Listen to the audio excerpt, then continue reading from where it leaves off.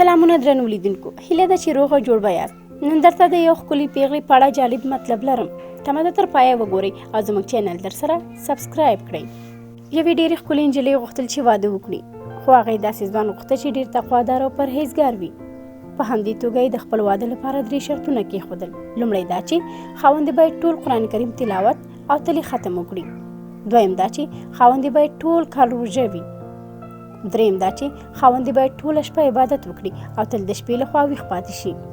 هر ځوان چې وکولی شول دا شرطونه پوره کړي او یا هم له یادو شرطونو سره سم عمل وکړي، نو له هغه سره به واده کوي.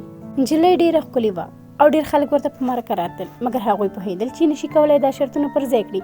مګر یو ځوان حاضر شو تر څو دا شرطونه ومني او ترسره یې کړي. بالاخره نجلۍ هم ومنله تر څو له هغه سره واده وکړي. د نکاح مراسم یې ترسره شول. د واده لومړۍ شپه تېره شوه او نجلۍ متوجه شوه چې خاوند یې نه د قرآن عظیم الشان تلاوت وکړ او نه هم د عبادت لپاره ټوله شپه ویښ پاتې شو.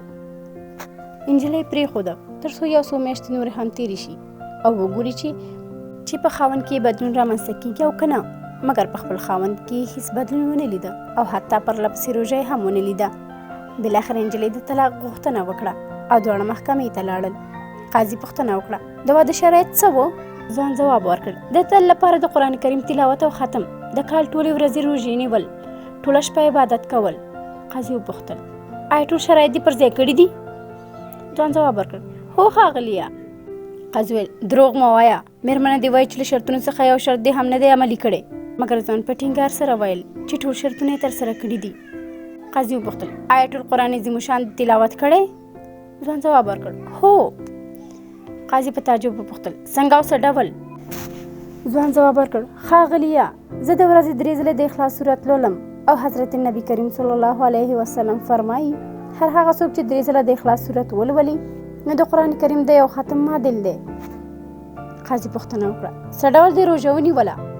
ځوان ځواب ورکړ ښاغلیه، ما د رمضان له میاشتې وروسته د شوال 6 روژې ونیولې او حضرت رسول الله صلی الله علیه وسلم فرمایي څوک چې د رمضان میاشت او د شوال میاشتې 6 روژې ونیسي نو داسې ده لکه ټول کال چې روژه نیولې وي. قاضي غوښتل تر څو خپله وروستۍ پوښتنه له ځوان څخه وپوښتي او ښه پوهېده چې دې پوښتنې ته به یې ځوان ځواب ونه لري او ویل آیا ټوله شپه د عبادت کاوه؟ ځوان په ډېره سړه سینه د یوې شېبې لپاره چوپتیا اختیار کړه او په مسکا یې وویل هو. مېرمنۍ او قاضي دواړه د دې ځواب په اورېدو حیران شول او قاضي وپوښتل څه ډول؟ ځوان ځواب ورکړ زه تل د ماسخوتن او سهار لمونځ په جماعت ادا کوم. په دې اړه نبي کریم صلی الله علیه وسلم فرمایي هر څوک چې د ماسخوتن او سهار لمونځونه په جماعت ادا کوي نو معادل د دې دی چې ټوله شپه یې په عبادت تېره کړې وي. قاضي ځوان ته په حیرانتیا سره وکتل او هوډ یې وکړ تر څو خپله وروستۍ پرېکړه وکړي. مېرمنې او خاوند ته یې وویل لاړ شئ، ستاسو په واده کې هېڅ ستونزه نشته.